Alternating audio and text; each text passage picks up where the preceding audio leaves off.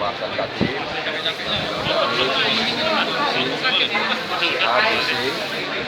Setelah itu langsung ada tim pengatur, ada untuk menjadi kepengurusan.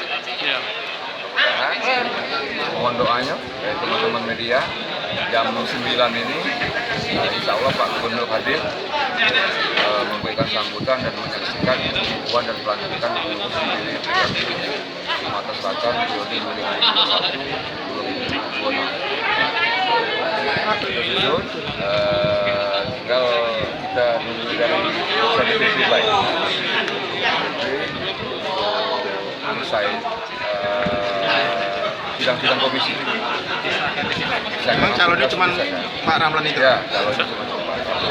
Dan sebulan yang lalu dari petugas di Kabupaten Kota sudah memberikan dukungan kepada Ketua Daerah Pak Priatno dan Ketua Dewan Tanfis Haji Ramlan Polda.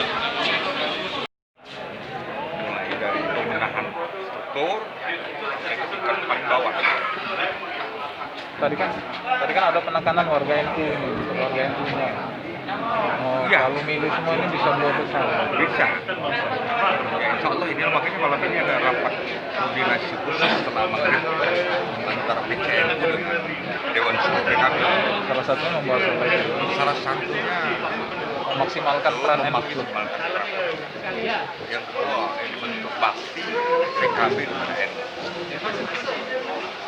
Apa yang bisa dilakukan program-program NU termasuk Perda Pondok